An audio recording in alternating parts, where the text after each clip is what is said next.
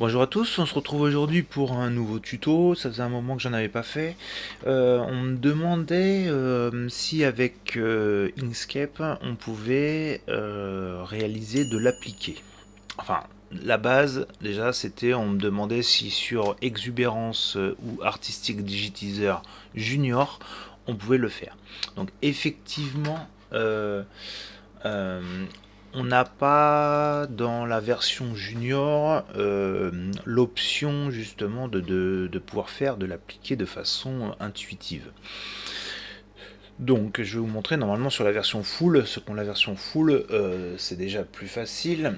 Quand on ouvre un document, et ben quand alors c'est un mauvais exemple mais admettons on ouvre une image, un logo, ou là c'est déjà fait, donc là c'est quelque chose que j'avais déjà fait. Mais en fait, dans les options à droite, ici, là, normalement, on a la case appliquée pour le logiciel full. Donc là, c'est beaucoup plus simple. Ça crée automatiquement le placement, le maintien du tissu et ainsi que un petit peu, on a le surfilage, enfin le bourdon qui finalise l'appliqué. On va voir aujourd'hui que avec Inkscape, on peut déjà le prévoir. En fait, on peut déjà faire tout ça en amont. Donc, la personne qui me le demande, donc je lui ai dit que je ferai un petit tuto pour lui expliquer. Donc, elle voudrait justement faire de l'appliquer sur Hugo, si j'ai bien compris, et un petit Perron peut-être. En tout cas, on va parler de la partie Hugo sur une ou deux lettres pour voir déjà comment on procède. Donc, euh, on va ouvrir Inkscape, on va déjà vectoriser notre image, hein, c'est le plus important. Donc on va faire importer. Alors l'image, elle était sur le bureau. Voilà, à la fin. Déjà, ça, juste comme ça va me permettre de vous montrer un petit peu comment on fait du négatif en vectorisation. Parce que là, actuellement, ça va me prendre tout ce qui est noir, mais pas ce qui est blanc. Donc là, il va falloir faire du négatif. Donc, toujours pareil, chemin vectorisé. Et puis là, effectivement, ça prend tout ce qui est en noir. Donc là, on coche inverser l'image, comme ça du coup ça inverse les couleurs du coup, et donc du coup ça va nous faire ressortir par exemple le prénom Hugo. Donc là c'est ce que je vais faire. Donc mon image je la mets sur le côté hein, pour l'avoir en visu, et là ça va nous permettre de retirer tout ce qu'on veut plus de cette image là. Donc déjà hop, je retire les quatre coins, hop là, le bas, les choses qu'on n'a pas besoin. Du coup le t-shirt, alors comment il est celui-là? Ah bah j'ai fait déjà des bêtises déjà, parce qu'en fait voilà, là donc du coup alors du coup comment j'ai fait comme bêtise moi? Du coup on va sélectionner directement, ah je peux pas le faire, bah si normalement, alors attendez, toc, j'ai dû faire des bêtises, mais en fait c'est pas grave, oui. Je refais ce que j'ai fait tout à l'heure, mais en fait, en fin de compte, c'est dessous. Je pense que c'est dessous. Voilà. Hop, on retire tous les autres nœuds. Voilà, comme ça, on a les choses dessous. Donc pour l'instant, on va travailler que sur le prénom, mais pour l'instant, on va garder simplement ça. Et donc du coup, déjà, on va l'agrandir pour pouvoir qu'on y voie plus clair. Ok, donc on a récupéré que le Hugo. Ça, on va le mettre de côté. Tout de suite, méthode, on sélectionne Hugo, on voit qu'on n'a qu'un seul chemin. Bah là, c'est faux parce qu'il y en a au moins 6 avec les intérieurs. Un à chaque lettre et puis les intérieurs qu'il y a ici. Donc on va faire chemin séparé. On repère le G. Je remonte, je supprime l'intérieur, CTRL S. Comme ça, ça c'est le G. Ça c'est le H. Ça c'est le U. Le contour du haut, je les inverse de côté, et voilà, comme ça on a toutes nos lettres. Ok, on va déjà se... Donc, alors attendez, hop, le H, ça c'est H. Je vais y arriver. H. Donc je baisse ça. Et ça, je le monte tout en haut. Voilà. On va l'enregistrer. On va l'appeler Hugo. Ok. Alors, comment on procède? Donc là, concrètement, on l'a vectorisé. On va travailler principalement sur le H. Comment ça fonctionne un appliqué? Donc déjà, ça va se substituer du remplissage. Si je laisse comme ça et que je le mets dans Artistic, Digitizer ou Exubérance, ça va me le mettre tout en broderie. C'est pas ce qu'on veut, surtout que, comme je l'ai dit tout à l'heure, le logiciel Junior, il n'a pas la faculté de pouvoir transformer en appliqué. Donc, il va falloir qu'on se le fasse dans Inkscape directement. Donc, comment ça fonctionne? Là, actuellement, on va travailler sur le H. On va déjà se dire que on va faire un petit trait tout autour de la lettre, donc le contour, pour faire le placement de tissu. Ça, c'est la première action. Donc, à la place de mettre en couleur pleine, on va lui mettre avec la touche Shift, on va cliquer sur la couleur rouge. Voilà, c'est un petit peu gros, mais hop, on va mettre 1 mm et on va retirer, en cliquant sur la croix, on va retirer directement la couleur d'intérieur. C'est ce qu'on veut, et donc du coup, pour que ça fasse un petit trait. Donc là, peut-être que le 1 mm, c'est un petit peu trop gros. Donc là, on va le faire à 0,5. Voilà, en fait, ici, le but, c'est de faire le H, mais c'est on va appeler ça trait de point de placement. Point de placement. Voilà. C'est important parce que on va devoir le dupliquer, ce chemin-là, plusieurs fois pour arriver à nos fins. Attention, quand on change la couleur, je vais mettre une autre couleur. Quand je mets la couleur de remplissage, regardez ce que ça fait. Alors, je vais le zoomer. Je vais vous le zoomer, il faut regarder bien sur l'intersection de là. Vous voyez que quand je mets la couleur, hop, en fait, la lettre, elle s'arrête à cette couleur-là, à la couleur ici. Le contour, il vient par-dessus. Donc là, de l'épaisseur de 0,5. Donc déjà, si je laisse mon trait à son emplacement là, c'est pas très bon. C'est pas très bon parce qu'en fait, on est déjà en dehors de la lettre. Donc on va essayer de faire un décalage, ça s'appelle, pour le remettre à la bonne dimension. Donc, pour ce faire, on va déjà dupliquer celui-là, vous verrez pourquoi après, je vais le dupliquer 2 fois. Donc, alors CTRL D ou dupliquer, on l'a ici, hein. Mais sinon c'est CTRL D. Donc je le duplique une première fois, CTRL D, une deuxième fois. Et je vais les cacher. Je les cache comme ça pour pas qu'ils me gênent. Donc je vous ai dit que celui-là, il est déjà le trait, il est à l'extérieur de la lettre de base. Donc on va aller dans une option spéciale, je ne sais pas si je vous en ai déjà parlé, mais c'est dans chemin et c'est dans effet de chemin ici. En sélectionnant bien cette lettre là, ça nous dit que c'est le H point de placement qui est sélectionné. On défile et là on a un truc qui est super, c'est décalage. Donc on va aller sur décalage. Et donc là, il va falloir agir sur le décalage ici avec les chiffres ici. Mais on va le faire en négatif. C'est-à-dire que je vais le faire en moins pour que ça rentre légèrement à l'intérieur. Donc, comme j'ai fait un contour de 0,5, ben, ça me paraît logique que si je fais 0,5, et ben en fait, ça va en principe sur la lettre de tout à l'heure. Donc regardez, je reviens en arrière, donc là j'ai fait moins 0,5 ici. Je reviens sur ma forme de tout à l'heure qui va être par-dessus, je vais la mettre en bleu justement. Alors bleu, contour bleu, pardon, j'ai du mal. Voilà, et je vais la remettre en visible. Et vous voyez, elle est pile poil à l'extérieur. Oh, il y a un tout petit décalage ici, mais vous voyez, donc ça veut dire que mon trait rouge, il est vraiment au contour extérieur de ma lettre. Et ça, c'est très important.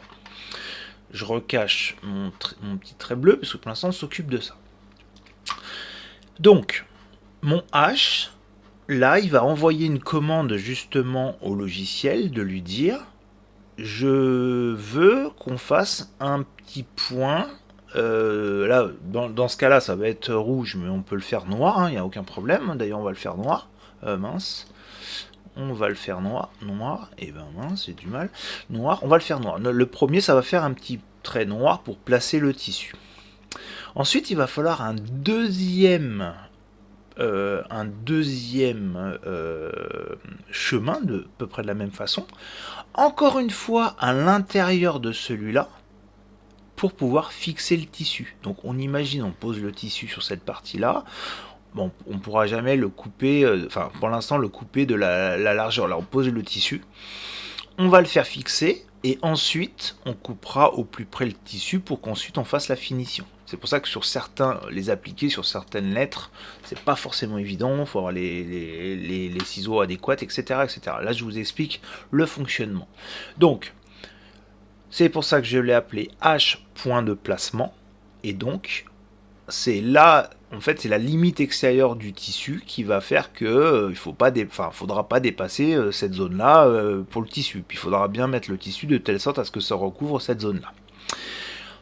On va s'occuper, donc, avant de continuer plus loin, comme j'ai fait un effet de chemin ici, et ben en fin de compte, lui, il faut le retransformer en chemin. C'est-à-dire qu'il faut retourner dans chemin et refaire objet en chemin. Donc ça, c'est toujours comme ça qu'il faut faire après les effets de chemin. Sinon, quand on ferme l'effet, en fait, il peut revenir à la normale. Donc là, on fait effet de chemin, objet en chemin, pardon. On voit pas la différence, nous, mais en tout cas, ça fige le placement de ce chemin-là. On va faire maintenant, on va s'occuper du placement. Alors, j'aurais peut-être pas dû... alors, je vais en supprimer un ici, vous verrez, je vous expliquerai après. Là, on va plutôt dupliquer celui qu'on a fait là. Donc là, on va dupliquer celui-là, le placement. CTRL D, on le duplique. Je le mets par-dessus. Et il va plus s'appeler placement, il va s'appeler fixation. Fixation. Donc c'est lui qui va... Alors là par contre c'est ce qui est super important, donc là je les ai bien repérés, c'est qu'il faut qu'on lui change de couleur. Même si alors encore une bêtise, même si vous changez pas forcément la couleur du fil, mais en tout cas c'est des commandes qui vont vous permettre de faire que la machine va s'arrêter. Elle va s'arrêter, elle va faire d'abord le noir, ensuite elle va faire le rouge, et on finira par le bleu dans l'exemple, mais en tout cas vous pourrez laisser la même couleur. C'est juste pour lui dire que la machine elle va s'arrêter à chaque étape. Donc, on a vu le placement, on fait la fixation, et bien la fixation c'est un peu pareil. Il va falloir qu'on aille dans effet de chemin, on va faire un décalage, et là il va falloir s'adapter, mais en tout cas, admettons si on fait... Alors, j'ai même envie de dire même 1 mm à l'intérieur, parce que là, ça va fixer ça va fixer le tissu. Alors 0,5 ou 1,5, mais bon, il faudra... Attendez, moins 0,5 ou moins 1, en fait, ça va dépendre de vous, mais là, ça fait 1,5 mm, c'est pas beaucoup pour la fixation.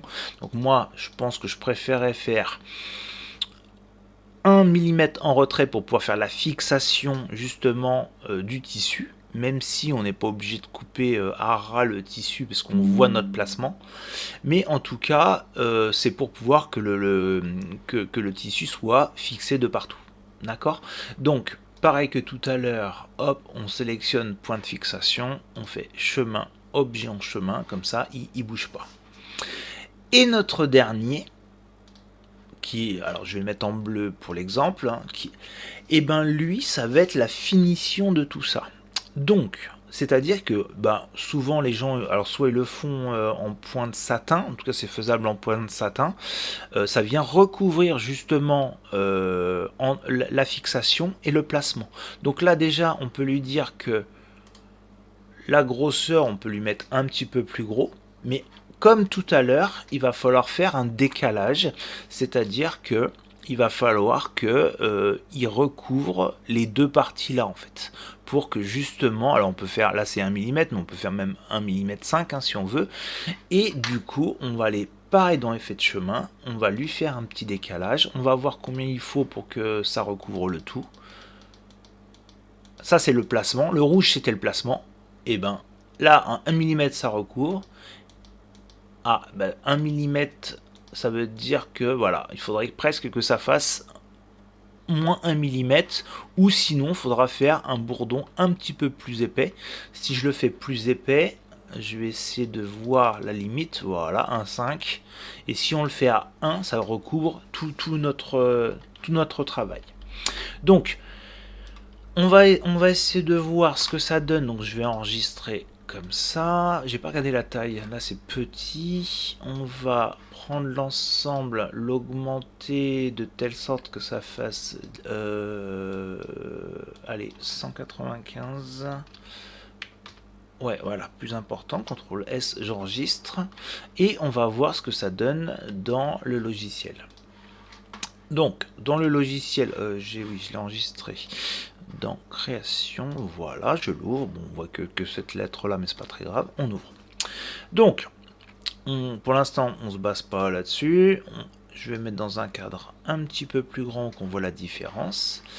Attention, quand on sélectionne par exemple une lettre, on va aller voir dans séquence auto ce qu'il fait, mais vous voyez, il m'a mangé un truc. C'est-à-dire que, alors il fait la première, ce qu'on avait dit, le placement, il fait la fixation et il fait l'autre par-dessus. Donc, pour l'exemple, je retire les autres lettres, mais en fin de compte, on aurait pu tout faire de la même. Mais regardez comment c'est fait. Faut juste changer le sens, c'est-à-dire que là, mettre en 1 le rouge, en 2 le rouge, le noir, donc placement, fixation et finition, d'accord. Et quand on va dans dessiner en auto, et ben en fait ça fonctionne. Donc là, pourquoi on a changé toutes les couleurs, c'est-à-dire que là il va faire le placement, il va me faire mon petit tour, hop, il va s'arrêter, il va dire changement de couleur. Pendant que vous n'êtes pas forcément obligé de changer de couleur, hein. Après vous faites la couleur que vous voulez, hein. Vous pouvez faire les deux là en noir et puis l'autre en une autre couleur, ou les trois en noir, peu importe. Sauf que là ça va s'arrêter et vous dire changement de couleur. Pendant ce temps là, vous allez pouvoir vous mettre le tissu pour mettre sur la lettre et relancer, et donc du coup là il va faire la fixation du tissu. Là il va s'arrêter et il va faire la finition. Donc là il s'arrête, vous coupez au plus près de la ligne noire tout ce qui est le tissu. Et donc là, après il va finir, alors là il va refaire un petit tour, lui parce qu'il fait, alors là on n'est pas obligé, alors en sériel, je suis pas sûr enfin bon là il fait un maintien double, mais là on peut choisir justement si on n'en fait pas, ou etc, enfin, ou en simple ou en double, là il faudra faire les tests pour voir qu'est-ce qui est le plus joli, mais en tout cas il fait le premier maintien, et ensuite il attaque à recouvrir les deux traits qu'on avait fait auparavant, pour pouvoir faire notre appliqué. Et là, ça ferme l'appliqué. Voilà un petit peu la méthode pour pouvoir le faire. Donc, je vous cache pas, c'est pas. Alors, ça donne un petit peu plus de boulot parce que justement, quand on a le junior, on n'a pas la fonctionnalité pour le faire. En tout cas, c'est faisable et ça peut le faire comme ça. Donc, on aurait pu faire toutes les lettres de la même façon ici. Donc, si on se rappelle bien, on a, donc là, hop, je le mets à la bonne place. Donc celui-là, on avait fait un contour qu'on avait on avait fait un contour de 0,5 en épaisseur de trait qu'on avait rentré à moins en décalage, en effet de chemin en décalage à moins 0,5 pour pouvoir être vraiment à l'intérieur de l'autre. Ensuite, le point de fixation, on avait fait moins 1 mm en dupliquant celui-là. Et celui-là, on l'avait mis en plus gros. Alors là, en le diminuant, là, les valeurs, ils ont un petit peu changé. Si je lui dis 0,5, 0,5, là, on avait dit 0,5 aussi, 0,5. Et là, on avait dit 2 à la base. 2. Voilà, je vais... Ah oui, mais 2, c'était... Ouais, c'était limite. j'enregistre, on essaie de le rouvrir dans l'autre pour voir. Je le rouvre. Est-ce que ça donnait pareil? Donc là, hein, dans l'exemple, là, celui-là, les lettres, on les retire. On sélectionne tout. On déplace au milieu pour voir tout. On se met en séquence auto. On regarde l'ordre. Si l'ordre il est bon, on regarde. Bah là, il me l'a mis directement dans le bon ordre. Et donc là, du coup, il me fait mes placements, fixations et contours. D'accord. Donc voilà, il n'y a que ça à faire. Et si on aurait dû faire, si on avait dû faire les autres, eh ben, ça aurait été pareil. Donc un petit peu plus dur pour la partie G, parce que du coup on a une zone intérieure-extérieure, mais en tout cas tout est faisable en appliqué par le même procédé. Voilà, j'espère que ça répondra à la question que j'avais eue sur YouTube par rapport à à comment faire un appliqué. Et puis n'hésitez pas en commentaire à me dire si vous rencontrez des problèmes ou pas. Voilà, je vous dis à bientôt pour une prochaine vidéo. Au revoir.